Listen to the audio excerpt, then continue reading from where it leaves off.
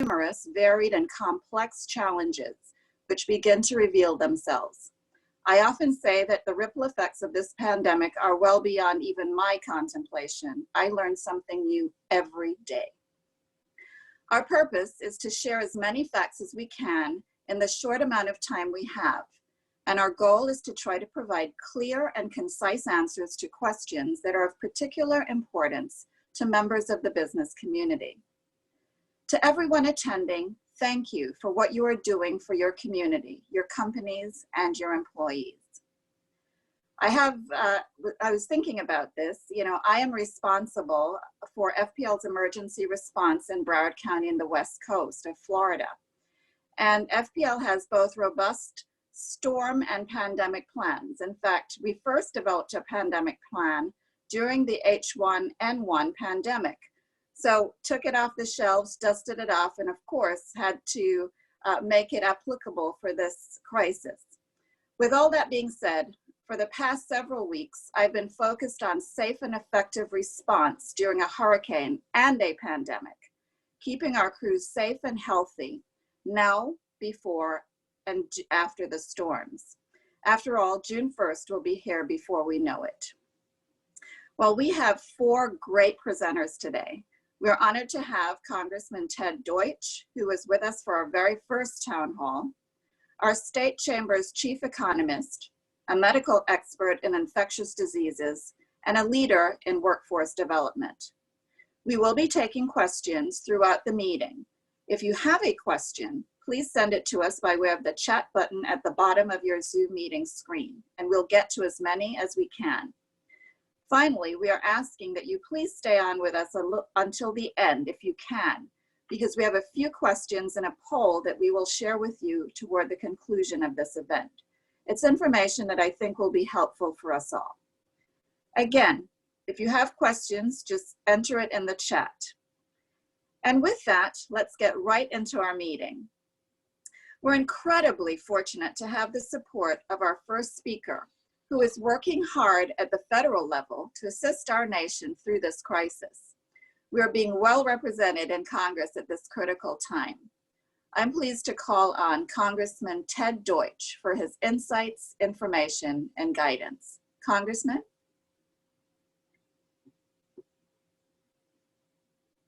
You may be on mute.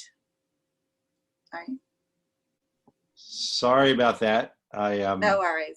Just saying nice things about you and your company, but I appreciate the nice introduction. I'm really grateful to have the opportunity to come join you. I can't believe I was the first guest on your first briefing. That was a really long time ago. It feels like because coronavirus pandemic days feel like years, and a whole lot has happened since then.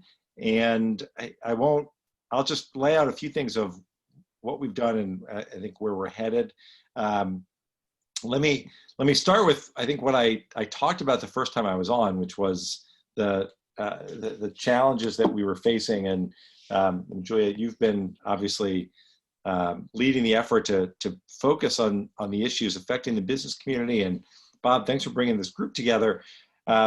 Congress understood early that there was a decision to make. We could either wait to see where this pandemic leads, or take dramatic action to try to get ahead of the economic suffering that people are going to face. And so the CARES Act, which was actually the third piece of legislation we passed, but the CARES Act tried to provide a lifeline for small businesses and workers who were facing economic disaster, not because of anything they did, any bad business judgments they made, but because there's a pandemic, and we realized the only way to try to give our frontline heroes the chance to combat this was to try to flatten the curve, to make sure that they weren't overwhelmed, to limit the number of people who get infected. And so we went home. We stayed at home for the most part.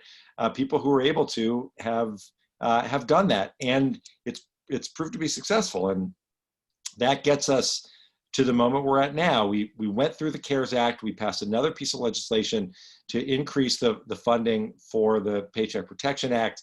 I know there were challenges when it was rolled out. There were some hiccups with the banks. Treasury didn't have clear guidance. That, I think, got addressed in the last go-round, a greater focus on really helping smaller businesses access the program. And we're seeing success. We still hear from people who have challenges with the program. And the HEROES Act, which I'll get to in a second, aims to address some of those. But by and large, this has been a lifeline for a lot of small businesses. We also tackled the unemployment issue when you see the massive increase in unemployment, over 30 million Americans. When you see the massive increase that we've seen, we didn't know how bad it was going to be, but we knew Congress needed to act. And so we extended state benefits through our legislation, and we added an additional $600 per week in pandemic unemployment response, which is particularly important in Florida, where our unemployment benefits are so meager. And before I get on to what we're doing next, the fact is, and I think we have to take a moment and realize this, that as we talk about reopening the economy slowly and safely, we're never going to be able to really get back to where we need to be if without a couple things happening. One is the one we talk about. We need a testing and tracing program and guidelines on public health and all of the things that businesses have asked me for on a regular basis, issues that have come up on our White House task force that I serve on in a bipartisan way. So we know the public health aspects that have to be addressed in a serious way in order for us to avoid ongoing outbreaks. But what's not getting enough attention is opening up the economy. If we were opening the economy Monday, not at 50%, but 100%, with no health concerns at all, the fact remains that because Florida's unemployment system has been such a disaster, that there are hundreds of thousands of Floridians, including independent contractors, small business owners, small independent contractors and gig workers that I worked hard to provide access to the unemployment benefits that they've never had before. Hundreds of thousands of Floridians who have received not one penny since Congress acted 2 months ago, and they don't have money to contribute to put into the economy. They're having a hard enough time struggling to get by. We have to figure out how to fix that system. I've been saying it for 6 weeks, and still there's a huge problem. We can talk more about that if you want. Let me get back to where we're going. As a member of the White House Task Force, it's a bipartisan group. We had a call. Our last meeting was with the Democratic and Republican members of the House and senior White House economic advisors. I emphasized to them that as Florida starts to slowly reopen, that we need a real sense of how testing and tracing is going to work. Employers need to know what PPE they need to keep themselves safe. They need to know who needs to get tested and when they need to get tested. Everyone needs to know how tracing is going to work so that if and when someone gets sick, which is still going to happen, how do we notify others to prevent the spread from happening again? We don't have that plan yet, and we're not going to be able to fully reopen until we have that. Even as we wait for that plan, and as we wait for the CDC guidance that we know exists, but the White House hasn't shared yet, even as we wait for that, as things start to slowly reopen in Broward and Miami-Dade, just as they have in Palm Beach, we've got to continue to social distance. We've got, as the phase 1 requirements say, if people can continue to work from home, they're encouraged to work from home. I know how devastating this has been for so many businesses and their employees, but we want to get to a point where the businesses can reopen and continue to increase their business rather than face additional outbreaks. So I'm actually thrilled Dr. Mahi's on the phone to talk about the public health aspects here. I'm going up to Washington tonight. The House is going to pass the HEROES Act tomorrow. This is the next dramatic step taken by Congress. It's going to, first and foremost, address the huge shortfall in state and local government funding in South Florida, well, in the state of Florida. Virtually none of the cities, absolutely none of the cities in South Florida have been able to access the direct dollars under the CARES Act because it was limited to cities of 500,000 or more. We don't have any of those. And so this legislation, which has the support of Republican and Democratic mayors and governors, will help to fill some of the holes that exist so that our first responders aren't at risk of losing their jobs, our nurses aren't at risk of losing their jobs, the people that we've counted on through this pandemic aren't at risk of losing their jobs. So we're going to take that up tomorrow. It also makes some changes to the emergency injury disaster loan, which the CARES Act provided some advanced funding, the $10,000 advanced funding. We know there were challenges there, but it tweaks the EIDL program. It also extends the $600 per week federal unemployment through the end of the year. It extends the moratorium on evictions while at the same time creating a fund to help ensure that people are able to pay their mortgages and their rent. We don't want the repercussions to then fall upon all of the building owners and renters. So the HEROES Act will take care of that. It'll address the tribal government needs, which the last bill didn't do a good enough job at. There is significantly more money for testing, tracing, and other measures, as I talked about. And then finally, it tweaks the PPP program to really focus on small businesses. It changes the loan forgiveness piece, which has caused some confusion. I'm happy to go into more detail on that. It also extends the availability of PPP to all 501c nonprofits to be able to participate. We think that that's really important. And finally, while there's a whole lot more about what it does in loan programs and changes in the Main Street Lending Program, again, I can answer all those questions.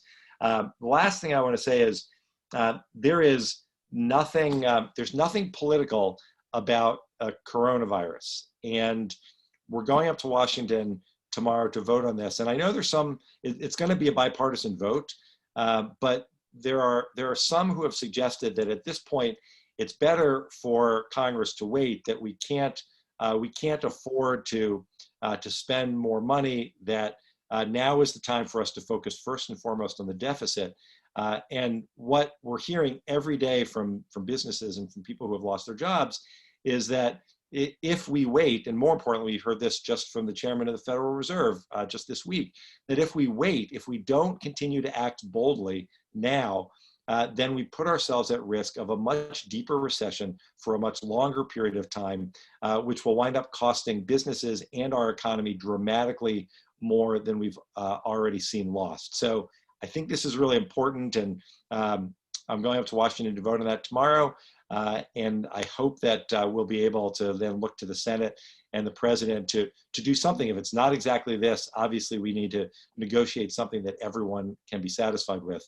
But there is a whole lot to do. Last thing, Juliet, I'll say is, I've said this before to everyone in the Alliance, and I'll say it again, the most important work that I do is respond to the needs of my constituents. So I encourage people to go to our website, which is deutsch.house.gov/coronavirus for information on all of the programs that exist.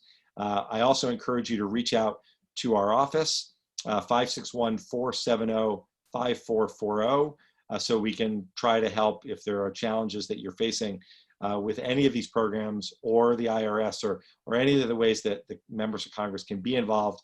We continue to do that work. And since I've been doing most of my work from South Florida, I'm having these conversations, literally dozens of them every day, and I'd encourage you to reach out if we can be helpful in any way. As I told you on that first call, and as I continue to say every day, we are absolutely going to get through this, and we're going to get through it together, and we're going to get through it by recognizing that we're all in this together. Let's not make this about whether to open or not reopen. Let's make it about reopening safely so that our businesses can thrive, people can go back to work, and our community can come together. And Juliet, I appreciate it, and I will turn it back to you. Thank you so much, Congressman.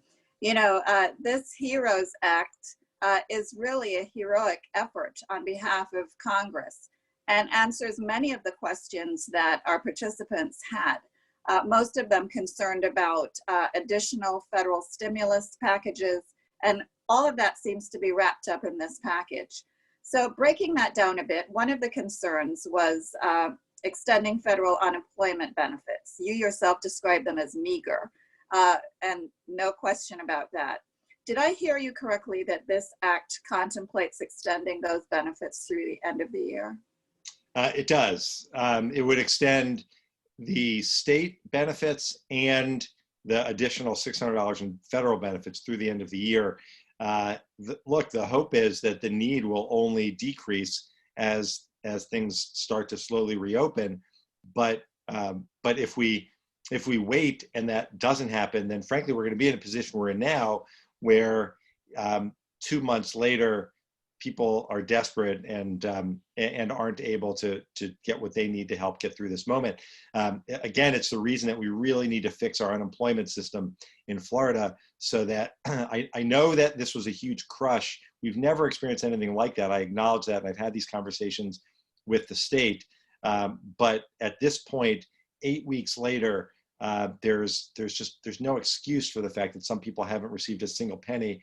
And as we talk about extending this, we have to be clear about how this process is going to work, so that we'll be in a position to for the payments that are authorized to actually get out. Thank you for that. That's a significant development that I think many will really appreciate. The other question that seems to be popping up a lot is regarding the PPP loans. And you've mentioned that there may be some changes, or that will be also included in this HEROES Act. Could you share a little bit more about that? Sure. So a couple of changes. First of all, some of the hurdles that we heard about at the beginning, the lack of clarity from Treasury Department, some uncertainty on the part of banks on how to administer it at the start, we think have been addressed. As of yesterday, there was about $120 billion still in the PPP fund available for lending. So that's good news. The HEROES Act would expand PPP to include, first of all, it would include small local broadcast entities who have been particularly hard hit by this. It would, as I said, also extend to all nonprofits, but in the tweaks that we made, it would extend the coverage period for using a loan and being eligible for forgiveness from June 30th until the end of the year. That's the one thing that I hear about most often, that it's hard to meet these requirements given how challenging the economy is. That's why it extends it. Under the CARES Act, the loans have to be repaid within 2 years. HEROES would extend that repayment to 5 years, and then would help small businesses that are in need of taking on debt to cover capital-intensive reopening costs. This is something that I raised with the White House, that for businesses who have been closed for a long time, you can't just turn on the lights and go back to work. You need to restock. You need to make changes to deal with the fact that there's a pandemic. You need, in the case of restaurants, you have to reestablish the supply chain for produce and other food goods. So the PPP can now be used for that. That was something that I really fought hard for. It also sets aside all of the PPP money that's coming back from businesses who took the loans and then returned them because they're big businesses who had access to capital, or they're institutions that had large endowments and decided to turn them back. That money is going to be focused on businesses of 10 employees or fewer, so that those really small businesses will get what they need. And then it would permit small business to use the loan to actually purchase PPE, something else that is going to be necessary businesses reopen, and still be eligible for loan forgiveness. So those are some of the more significant changes, and I think they'll all make the program work better. And as we go forward, I know there's going to be lots of discussion, as there always is, about every piece of legislation, but everything I just described, I'm confident will have strong bipartisan support to make those changes. Well, we really appreciate this. So much good news. Sounds like Congress has been listening, making the tweaks that we're all asking for. And this just has been tremendous. Just in the event you have to drop off before the end, we wish you Godspeed, safe flight to DC, and we appreciate your voting on behalf of Floridians and all Americans. Thank you, Congress. Thanks so much. I'll stick around. I can stick around probably for another 10 minutes or so before I have to run to the airport. But thanks for inviting me to do this, and Bob, thanks for bringing everyone together. And the one thing that we've learned from all this, if I just make one last comment, is the way that we sometimes may have taken advantage of or taken for granted the personal interaction that we have every day. No one takes that for granted anymore, and these kinds of opportunities remind us of how important it is to be together as a community, and I really appreciate it. So thanks. Very much so. Thank you. Well, I'm now very pleased to call on our next speaker, and that is Chief Economist of the Florida Chamber Foundation, Dr. Jerry Parrish. Dr. Parrish has spoken with us before, and he and his team are instrumental in tracking the data that drives our state forward and having the information that is crucial to our health and the health of our economy. More importantly, he can make numbers understandable. Dr. Parrish, please do share what you've been tracking. All right, thank you, Juliet, and thanks for inviting me to speak to this group again.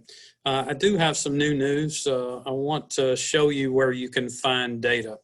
You know, as we look to reopen Florida's economy, you know, I'm pleased to see the governor's using data and using some analytics to see, you know, how quickly we can open some of our areas.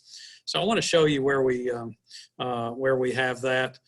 First of all, we have it on the Florida scorecard, but let me bring up my slides here. You know, you can sign up for a daily email if you haven't already from the Florida Chamber, and you can see there the address, the floridachamber.com/coronavirus. You know, we're putting out this data every day, plus a lot of info to help you run your business and to help governments and help everything. One of the things you'll see is this number of cases. You know, you got to remember when you see the number of cases in your county, that's a cumulative number. It never goes down. Nobody's tracking people, going, following them home, making sure they're okay, and then taking them off this list. That is not happening here. So I've put up the numbers. Here's what they were as of what we got yesterday. They're updated every day. And you can see still in Southeast Florida, 58.1% of the cases were less than 30% of the population. So still more cases down there. But what we're pointing people to look at now is the average daily cases.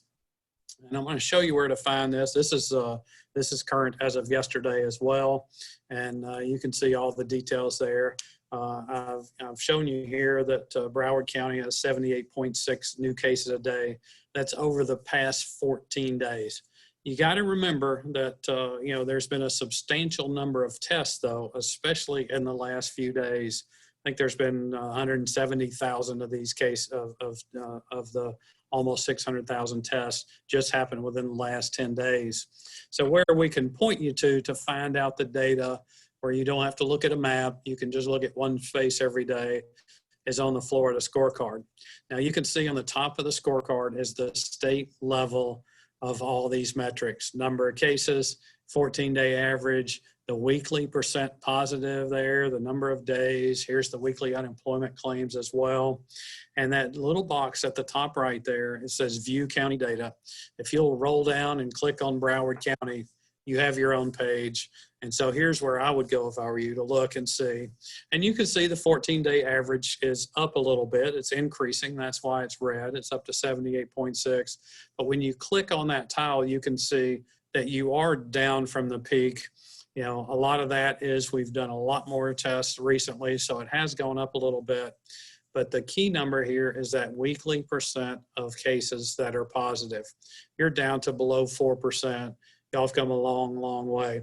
You can also see the weekly unemployment claims.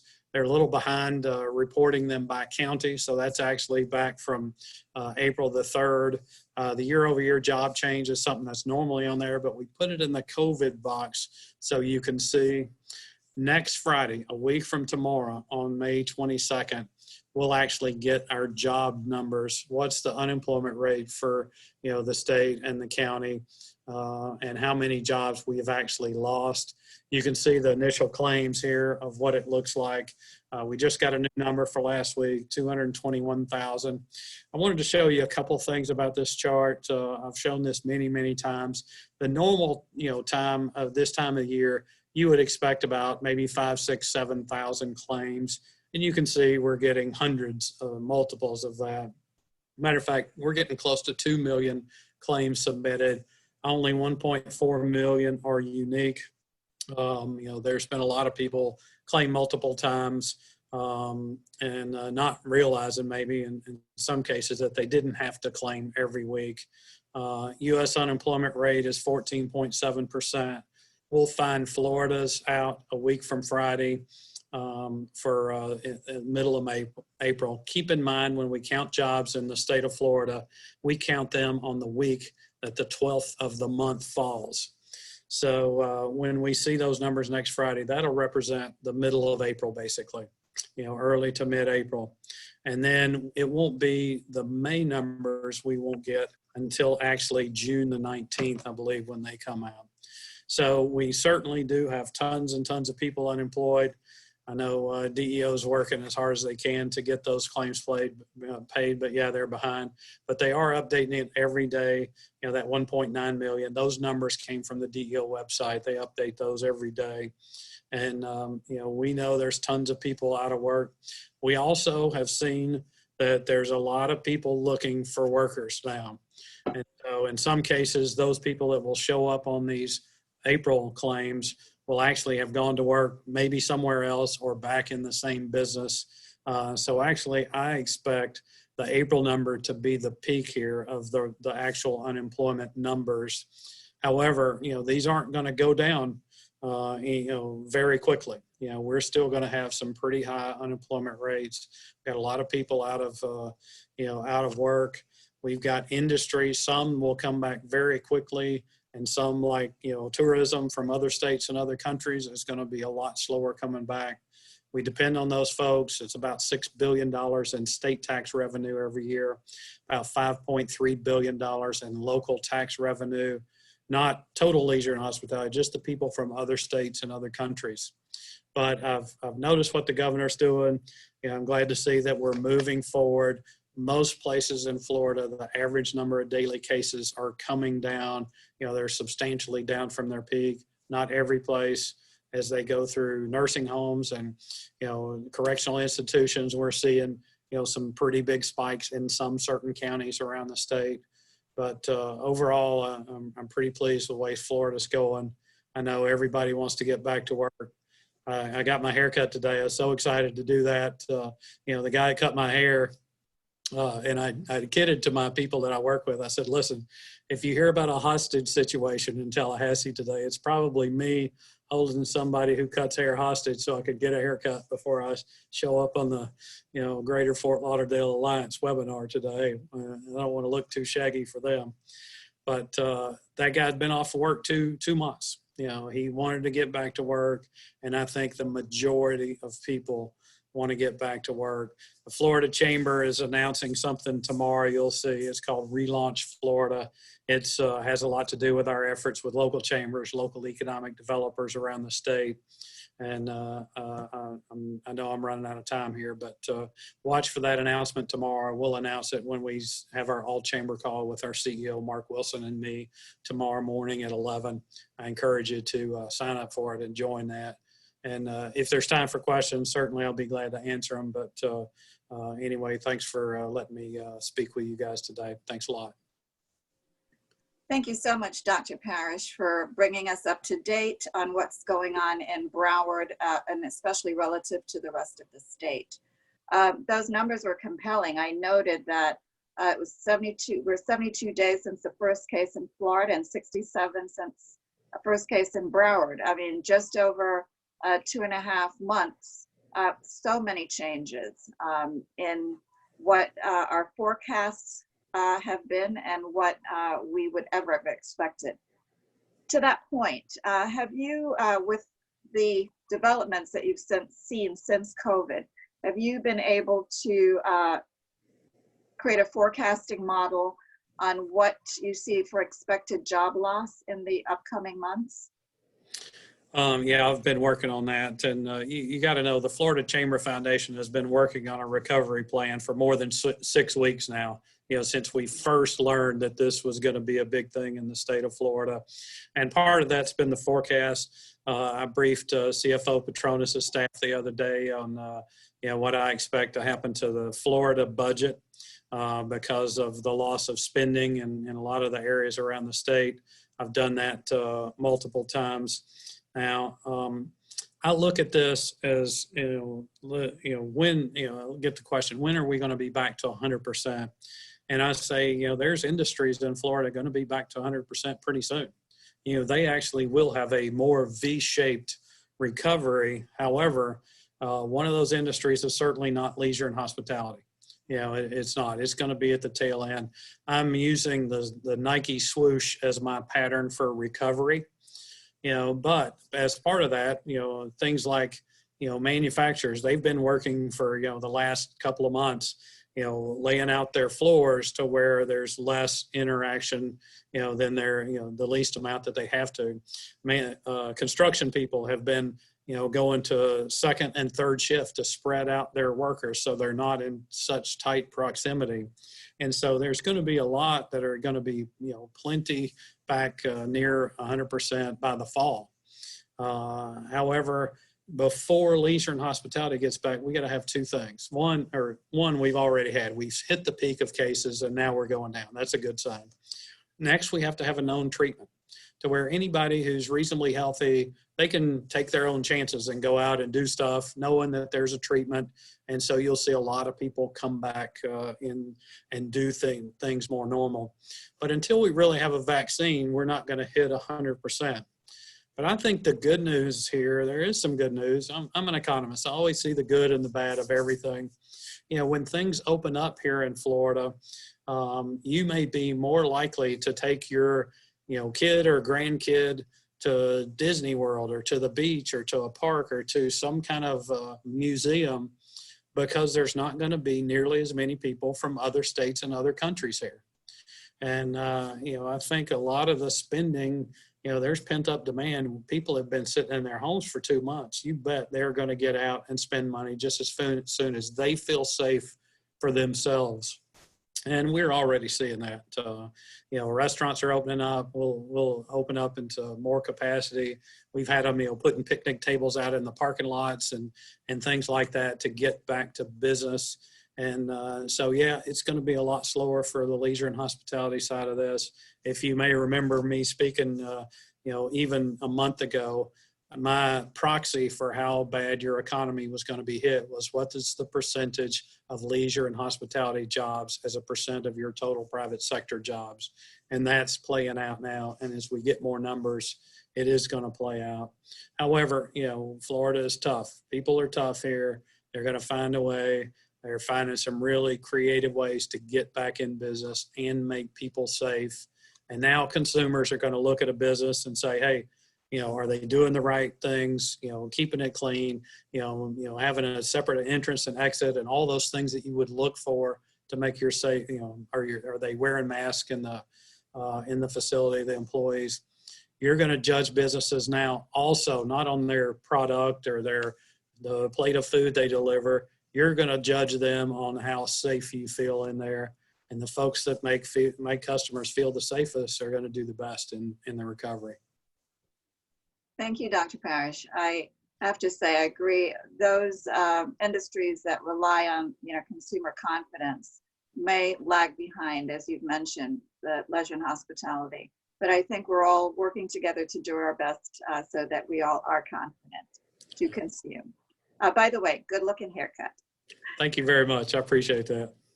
So now we move on. Our next speaker is a renowned expert on infectious diseases, and we're so grateful to have her right here in Broward County. Dr. Bindu Mai is a professor of microbiology in the Dr. Kiran C. Patel College of Osteopathic Medicine at NSU. She certainly contributes to the NSU edge. Dr. Mai? Thank you, Juliet. Thank you for the invite. I'm honored to be here. I do want to start out with a joke. A friend of mine said she finally understands why her dog runs out as soon as she opens the door. As soon as she opens the door, the dog takes off. She finally gets it. Why the dog does. She's there now. Yeah. I think we're all there now. All right, I have a very brief presentation, and I really enjoyed listening to the two gentlemen before me. Thank you for sharing your passion for helping people and your genius with numbers with the rest of us. I really enjoyed listening to both of you. Okay, so this is a very brief update, and unfortunately I won't be able to cover everything that I would like to, so if you have questions, please ask at the end, or if I don't get a chance to cover them, you can email the Alliance, and I can send the answers via email as well. So as Juliet mentioned, I am a professor of microbiology at Nova Southeastern University and have been employed there since 2008. I absolutely love it. It's a great group of people, and we want to do things the right way. So that said, as of 1 p.m. today, when I've last looked at the numbers, we have very close to 4.5 million cases globally and over 300,000 deaths. Of those, this makes up the statistics here in the United States, almost 1.5 million cases here and just over 85,000 cases here. And of those, about 3% of the cases are right here in Florida, 43,210 and about 1,875 deaths here in Florida. Of those, the 3 counties with the highest cases are down here in South Florida. So the highest numbers are with Dade County, followed by Broward, and then Palm Beach. But if you were to look at the fatality rate, the highest seems to be Palm Beach. Now, that said, I want to mention to you that these are only numbers that are coming to the attention of the medical care provider. So we may certainly have far more cases out there that are asymptomatic, or so mildly symptomatic that they never seek help, in which case this fatality rate is going to go down. But at this time, we just don't, this is what we have. Okay, so I also want to, in my presentation, talk about what exactly the virus does to the body. So why is this a virus that is so concerning to the medical folks and the scientists and the lawmakers? So I will take you through very briefly what it does to the body of a patient, okay? So when you're exposed to it, if our immune system is inadequate to beat the virus then attacks the lungs, right? So we inhale it and it reaches the lungs. The lungs are one part of the body that has the receptors for these viruses. So our immune cells then sense the virus attack eventually, and they start releasing chemicals. These chemicals are called cytokines, and the job of the cytokine is to recruit other immune cells to the scene of the crime so that they can clean up that scene where an attack. So these cytokines are going to attract more immune cells that are geared to kill. Okay, so when that happens, it ends up leaving garbage at the scene of the crime that inadvertently ends up adding to symptoms of the disease. So now you have things happening that are twofold. One, the virus attacks the cells and creates damage. And two, the immune response that's elicited also contributes to the symptoms by creating damage at the scene of crime. So that explains why, when we think about what kinds of drugs are in clinical trials now, and we have just over 130 that are in clinical trials, which could potentially become FDA-approved drugs. So these include 2 kinds of therapeutics, one that targets the virus specifically and tries to stop the virus from replicating. That means make more copies. If we can stop it from making more copies, we can stop it from damaging our organs and tissues. That's one aspect. The other aspect is immune modulators, because we are realizing that the immune system is playing a bigger than normal role in contributing to the symptoms and sometimes contributing to severe symptoms. So one class of drugs is something called immune modulators, which is exactly as it sounds. It modulates, it modifies the immune system and stops it from creating the damage. And I'll go over this again because I think we really need to understand this. So this is at the very far reaches of our lungs. Okay, so these air-filled sacs are called alveoli, and in a healthy lung, in a healthy alveolus, this is what it looks like, and it does its job, which is breathing, which it grabs carbon dioxide from our blood and puts back oxygen, which we absolutely cannot live without. So autopsies of patients who have succumbed to COVID-19 show that these alveoli, so if you look here on the right, get stuffed with liquid from the immune damage at the scene of crime, the damage from viruses infecting the cells. So this is filled with gunk, all kinds of gunk that we don't want. But what that ends up doing is it compromises the ability of these usually air-filled sacs to do their job, which can explain the shortness of breath, the pneumonia, etc. The cytokine storm from the immune system also adds to the damage. I'm sure you've heard this term in the news quite a bit. So what that is exactly as it sounds. Instead of cytokines trickling along at the scene of crime and attracting immune cells that can efficiently clean up, this is just a monstrous storm that just dumps a bunch of cytokines. And as you can imagine, that is going to attract all kinds of cells to the scene. And this is not an efficient way for the immune system to fight back. So what that ends up happening inadvertently is the immune cells start attacking healthy tissues, which is exactly what happens in the pathology of this disease in quite a few cases. So the virus starts attacking other organs in the body, such as the heart, kidneys, liver, intestines, brain. And one of the reasons for that is the immune system. Another reason for that is the virus binds to a receptor that is found in multiple spots in the body. So why is that receptor important? And this is important for us to realize when we try to think of antiviral drugs, but also try to think of what kind of a vaccine is going to work. So for viruses are parasites. That means they absolutely have to get inside a cell for them to start growing and replicating and making more copies. So that lock and key mechanism is the virus has a protein, which is the key, and it needs to fit into the lock that is on the host cell. And that receptor, that lock, is on multiple organs in our body, right? So the virus comes in with the key and opens the lock in multiple different spots in the body. So this can explain why this virus can potentially be such a dangerous virus. So let's talk briefly about who is at high risk of severe illness. You've all heard about this. Older adults, 65 or older, people who live in a nursing home or a long-term care facility, or even if they live at home. People of all ages with underlying medical conditions, especially if the condition is not well controlled. And this is a very important aspect to know, because if you do have a chronic condition, it's important to get that managed. So these may be people with chronic lung disease or even moderate to severe asthma, people with serious heart conditions, anyone who's immunocompromised. So this could be because they have cancer, they're undergoing chemo, they may be smokers, they are undergoing bone marrow or organ transplantation, they may have any kind of immunodeficiency, they have poorly controlled HIV/AIDS, that means they have HIV, but they're not on antivirals for HIV.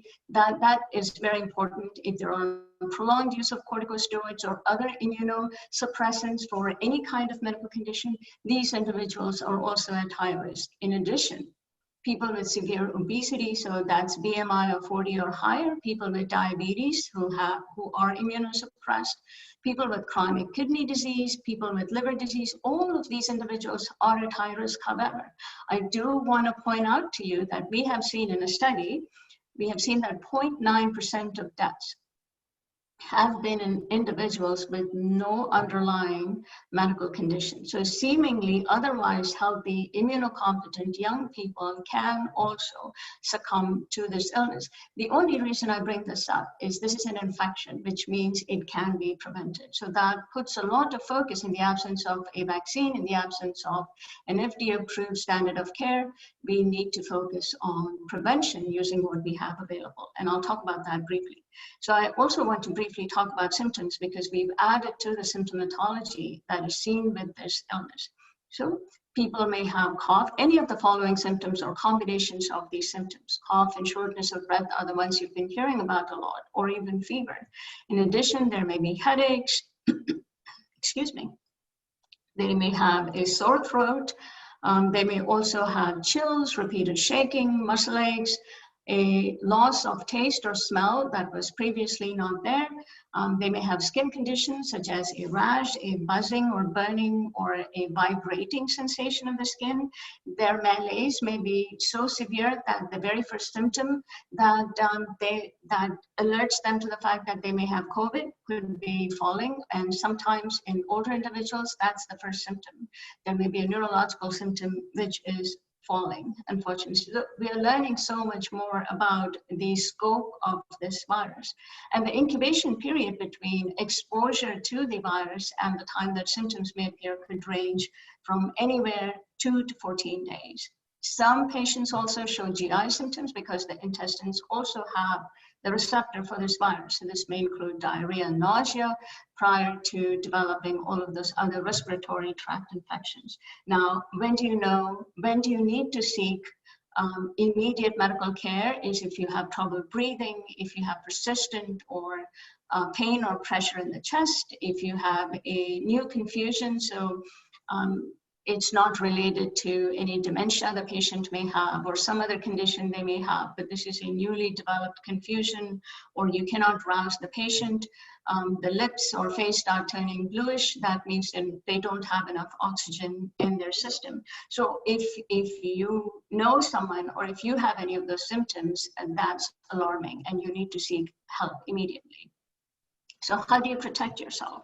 So this is primarily a respiratory tract infection, which means you're inhaling infectious particles.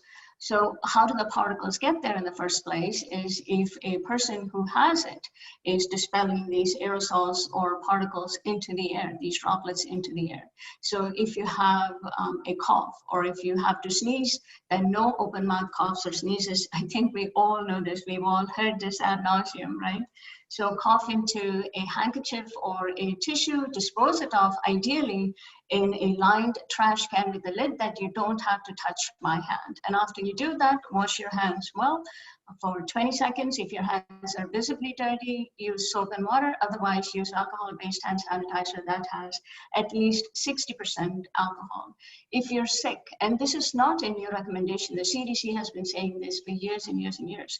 If you are sick and have, especially if you have fever and respiratory symptoms, please stay home. That is the recommendation until your fever is gone for at least 24 hours without the use of medication.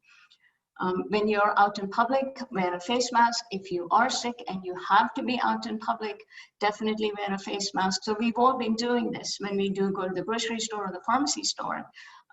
Why a face mask? Because that's going to trap those cough and sneeze particles. Why is it particularly relevant with the current situation is we don't exactly know what percent, but at least over 25% of individuals are asymptomatic. That means there are no symptoms and yet they are contagious. So one way to stop those individuals from being the source of transmission of the virus would be if they were to wear a face mask so that anything they're exhaling out is trapped within that face mask. It doesn't go around where susceptible individuals can inhale those particles and then potentially come down with the illness. Disinfect this as we open up our businesses becomes very important. Disinfect frequently touched surfaces as well as commonly used surfaces multiple times throughout the day. Maybe you could earmark certain individuals specifically for that task so that the surfaces remain clean. social distancing. We've all been doing that, hence the desire to run out the door when we open it. Social distancing is still something we want to do. So as someone mentioned in the chat, the 3 phases of reopening, phase 1, we are still doing social distancing. When businesses are opening, that is still a recommendation to keep the recommended physical distance to 6 feet. So that brings me to homemade face masks, right? So the CDC does have a recommendation on how to create these, and I'm going to talk about the science behind which face masks have been shown to be effective in the laboratory using defined size particles, mimicking the size that these viruses may be. Okay, so I'll preface that by saying whatever face mask we have needs to fit snugly but comfortably against the side of the face. We have to be able to secure it with ties or ear loops. It's better if it includes multiple layers of fabric, and I'll talk about that in just a second. It should allow for breathing without restriction, or it defeats the purpose. We have to be able to launder it and dry it without damage to the fabric, or to have there be any shrinking, any change in shape, etc. So the research that I'm talking about just came out a week or so ago, showed that combining cotton with natural silk or chiffon seems to be the most effective. So they effectively filter out aerosol particles, which are in the size range that these viruses may be dispelled via cough aerosols, if the fit is good. So we really have to make sure that it fits. There shouldn't be any gaping spaces. It has to fit snugly against the sides of the face. And the link for this, I'll send this to Maggie at the end of the talk, so you'll have these links. For more information, you can also go to that link. Multiple layers are better than a single layer. If you're going to use cotton and combine it with other fabrics, a higher thread count for cotton is much better than a lower thread count. I think you may have seen this already on coronavirus.gov. They have this, they reiterate the fact that each business needs to develop a plan, implement that plan, maintain and revise that plan going forward, keeping in mind what's being recommended and what's happening in our community. I wanted to briefly show you numbers. I don't know if Dr. Parrish is, oh yes, you're still on the call. So this is what, since I only pulled out for about the last month or so, and only for our 3 counties, Broward in South Florida, Broward, Dade, and Palm Beach. These have been the cases and deaths that we're seeing. Hopefully we can reopen the economy and make sure that this doesn't get worse. And it's doable. It's doable if we continue putting all the prevention in place. I think that brings me to the end of my presentation. I'm happy to take questions. Dr. Mai, I think I can speak for others, but I will speak for myself to say that was very fascinating and so informative. I don't think I've ever really understood the true mechanism, or the impact of what happens inside our bodies when the virus hits. That was just really fascinating. So we thank you so much for that. My pleasure. We're running a little low on time, so we're going to wait till afterwards to see if there are any questions. Thank you. You're welcome. Our next, I'm sorry. I was just stopping the share. Okay, thank you. Our next and last speaker is Newton Sanon, who is the president and CEO of OIC South Florida and one of the co-chairs of the Prosperity Broward Project, aimed at assisting people in Broward's 6 most economically vulnerable zip codes. He will discuss how his organization, OIC South Florida, is responding to the pandemic and some of the challenges and opportunities it has presented for OIC and those they serve. Newton? Sure. So good afternoon, Madam Chair, and I appreciate this opportunity to address the community. Maggie, if you put the screen up. And by the way, Dr. Parrish, if you ever need a resolve to a barber, you can join the club, by the way. It's very inexpensive. All right. So again, first of all, we want to make sure to say and acknowledge all those in the community that are facing very difficult times from a health standpoint and certainly also economically. We share in the challenge, and hopefully we could be a solution for many in the community to overcome a very difficult economic time for all of us. And so here are a few observations, adjustments, and actions we've taken made as a result of COVID-19. I think like most organizations, especially what an organization that's in the business of human services, it came as a big shock in terms of how to pivot our business structure and our model to be effective, because in human services, that personal touch, literally and figuratively, is very important to our business. So very quickly, we found ourselves on March 18th shutting down our office and quickly trying to get a handle on how do we pivot ourselves to be a productive organization and a value add to the community. So very quickly, we shut the operations down and began all of our remote operations, and I'll elaborate on that just a little bit further. On to the next slide, Maggie.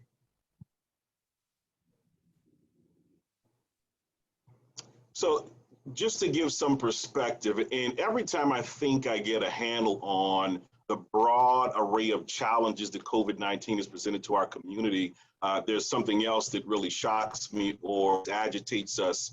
And so the implications are broad and wide, but we thought we'd take one kind of anecdote to really think through, just to give you an example of some of the challenges, particularly for folks that come from impoverished communities.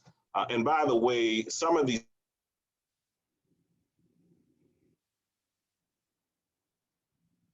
facing these same ails, but this particular observation is going to be about those in distressed communities. So let's take a look at one of the things that COVID-19 is really impacted is, folks, the fact that overnight we find many parents having to become teachers and have to do homeschooling with their young kids. So let's take a look at what that could mean for someone that's already in an impoverished condition pre-COVID-19. So you think about one of the challenges we continue to see is the access to equipment, whether or not these families have adequate laptops, desktops, tablets, et cetera, to really train it and help facilitate their kids' education. And what we recognize is on average, our student base have about 2 children. So even if they have the appropriate equipment, now they're competing for multiple kids who have to figure out how to share that equipment. Secondarily, and God bless organizations like Comcast who are making bandwidth available to many families. I think AT&T is doing some things as well and a few others, but that still remains a challenge because in some communities, there's better infrastructure in terms of access to high-speed bandwidth and internet to be able to come online. And even if some of our folks have the equipment and access to the high-speed bandwidth, computer literacy tends to be a challenge in some respects. So you layer that on, and that certainly adds a fuel to the fire, if you will. I often joke with my staff, and I say that even for myself, if I had to go back to some of the geometry and math, I probably wouldn't do so well. And so, there's another layer of a challenge when you think about the aptitude of some of our folks to decipher some of the math and the science and the various subject areas to help to be supportive to educate their children. This could be difficult, particularly using this service. The Canvas, I think, is the name of the platform that the school board is using. Further exacerbating some of these challenges is a lack of healthcare and this macro level of stress. When you take a look at the national, local media, just deciphering through all the different elements, having no health care, the concern that you may have contracted the virus, that your kids are going to be protected, your spouse, what a serious level of stress this is causing families. And again, I'm sure that's the case across our entire community. Many of our folks work in non-essential job sectors and have faced layoffs. In fact, I need to get the latest numbers, but as of last week, 39% of all of our OIC students who we placed in jobs pre-COVID-19 have been laid off. And so that's going to be a continued challenge we're going to watch. And Dr. Presh, I think you're right. I think it's going to be a while before we turn things around. But I'll also say on the bright side, like you, and I'm an optimist, I do believe what we're paying attention to is, I think there'll be some emerging sectors that'll come as a result of this, and we need to be paying attention to that. I did a conversation with a good friend, President of Broward College, Greg Hale, thinking about what are these emerging sectors that are going to come as a result of this? How do we anticipate, stay on top of that so we can pivot and take these problems and turn them into opportunities to make sure that our folks have a good training and a livable wage with these job with emerging sectors. I think there'll be sectors that were underutilized, undervalued. They're going to be elevated, particularly in the healthcare sector. I think there'll be some manufacturing. I imagine it will pop up as well. Again, shout out to Mason Jackson also, who shares some insight in that regard. And last but not least, some of the barriers that our folks are facing is a higher consumption and depletion of resources. Obviously, a higher food bill. We have our parents saying, we love our kids, but we're not used to being around them so long and eating up all of our food. And then that's a real-time challenge. And of course, the same for water, utility bills, et cetera. So you might say, Newt, my goodness, that's a lot of gloom and doom. Where's the positive? Well, I'm so glad you asked. Maggie, next slide, please.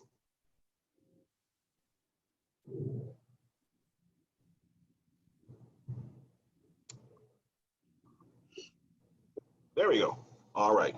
Well, first things first. I think we're all familiar with Maslow's hierarchy of needs. It's very difficult to talk about workforce development and training, particularly in this environment, given some of the structural challenge we talked about earlier. One, our organization to pivot and make those accommodations, which we have, and I'll get into that. But just really, it's hard to think about, your training in other areas to better yourself, to get a livable wage, when you don't know when your next meal is going to come. So the first thing we focused on, really, how do we get cash assistance out to these families, at the very least, to be able to provide for them to have a good meal and keep themselves healthy with their young children. So to date, we've distributed over $50,000 in gift cards to over 385 families and more to come on that. And I certainly want to acknowledge a few corporations who step up. The Jim Moran Foundation, the Walmart Foundation, I found was very interesting because we recognized that we were spending a lot of money. We did some with Publix, but we decided to do a lot with Walmart because we figured folks can get food and supplies. And so we reached out to Walmart and said, hey, look, we're going to put up about $50,000 of our own money to get these families helped. Would you step up and match? And I want to say thank you to Mayor Dale Holness, who helped facilitate the conversation.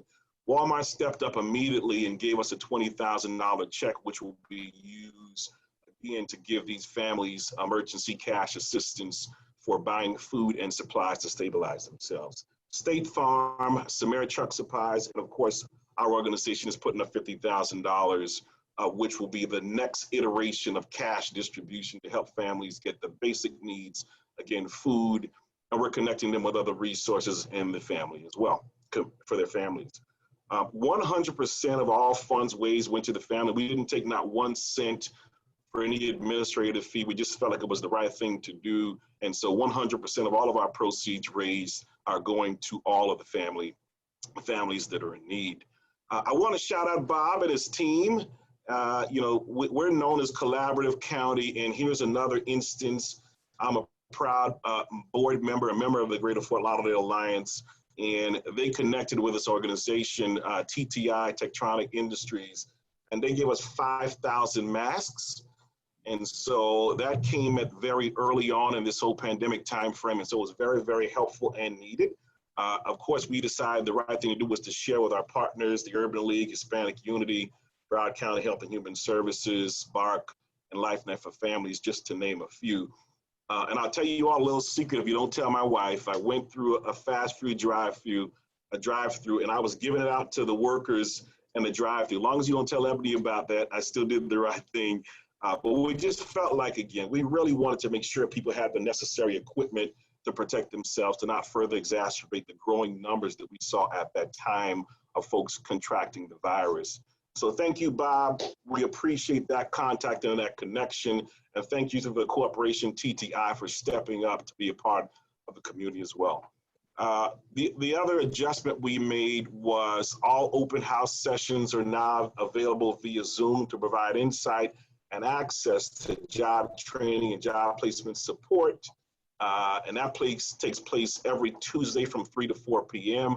Please see our website. If we can help in any way, we're happy to do so. And again, all of our job training and workforce certifications offerings are now also online, and details can be found at our website at www.oicsfl.org. And certainly there will be some eligibility requirements that aligns with our funders, but certainly there's a great opportunity to take a look at that too. I also wanted to make sure I acknowledge the Children's Services Council of Broward and the Children's Trust for that matter. We did an analysis of all the young people we were serving, and we served 7,000 young people, K through 12 students, middle and high school in particular, between Dade and Broward. And we wanted to make sure that we leveraged the resources. So Cindy, you should know that we got a lot of resources out to those families. And last but not least, one of our biggest initiatives I'm most proud of is our social enterprise company, OICSI. This is where we take our Department of Labor funding and others and train our students. And then we have certain business enterprises that we go over after. So all the buses in Broward County, we clean those buses and pay our folks at $15 an hour. So shout out to the Broward County Board of County Commissioners and Bertha Henry for that partnership. We're able to hire folks, and I'm proud to report the latest number of people. We have 84 people hired to date that are working. And I'll tell you this last piece, and that is that right before COVID-19, right as it happened, folks were concerned that they would be laid off. And I called a meeting of all the staff, and I walked in and you saw the anxiety and nervousness on their faces. But they went from a $12 an hour to a $15 an hour. So we were able to give a raise during this pandemic. And if I could bottle the enthusiasm, appreciation, humility of these families who got a raise during this pandemic, man, we'd be some rich people if I could sell that. But we're proud of the partnership. Lastly, I'll tell you folks, we're known as Collaboration County. When you think about the dynamic set of challenges that this is facing everyone, let alone people in distressed communities, it's going to require just that, a dynamic and comprehensive collaborative approach. And so now is the time for utmost leadership for everybody to serve in every way we possibly can to get through this together. So God bless each and every one of you. I appreciate this opportunity to share, Madam Chair, and I look forward to any questions you might have. Thank you. Thank you, Newton. So we are running over time. However, everything you said was so compelling. I always appreciate your abounding enthusiasm and passion for what you do. And that is really providing workforce development to our underserved communities. And you do an incredible job. It was really unfortunate to hear about the 39% of those previously placed now laid off. But we remain hopeful, and your approach of finding sectors that will have the most growth potential certainly is a step in the right direction. I have to tell you that you inspired me so much that I would like to say FPL will donate $2,500 to OIC. Hey! So we ended on a good note. So no questions, but some money. So get with me afterwards and we'll talk about that. Sounds good. Thank you. There's collaboration at its finest, real time. Thank you. Yes, it is. Yes, it is. All right. Well, thank you to all our presenters today, our experts, for all the information you've provided. It was certainly illuminating and provided so much insight for us. We're going to close by me calling on our presidency of the Greater Fort Lauderdale Alliance, Bob Swindell. But please do remember, those of you who can, to stay on for the very brief poll that we will be taking. It's just 3 questions at the conclusion of this telecast. Thank you. Bob? Thank you very much, Madam Chair. And Maggie, I think if we can go ahead and start the poll now, as I give some wrap-up comments, it'll give everyone a chance. So this is the first part of the poll. There's 3 questions. Obviously, we're very enthusiastic about moving to the next phase, which will hopefully be phase 1. As Dr. Mai said, this is a preventable virus. So we've all got to focus on following the guidelines and complying with the simple basics to keep not only ourselves safe, but our neighbors safe. We can't depend on enforcement for this. We've got to make sure that each of us make it a personal responsibility. It's very basic and very simple, but just follow the basic guidelines that Dr. Mai laid out and we'll be able to preserve the safety and open up business. And I think that's the two things we want to accomplish. As you all know, Broward County, Mayor Holness and Bertha Henry, our administrator, are working hand in hand with Governor DeSantis and Miami-Dade government in potentially opening phase 1 on Monday, the 18th of May. A lot of the restaurateurs I've talked to said that, that while they couldn't open on that Monday, they would shoot probably for the 22nd or that Thursday to be up and running. But if you think about it, that Friday is the beginning of Memorial Day weekend. So I think on May 22nd will be an important date for a lot of the restaurants. And the outdoor dining is going to be a big part of their potential success. We wish the best for our residents and for our small businesses in this opportunity to reopen. But somebody asked, one of the questions came up, well, when do we go to phase 2?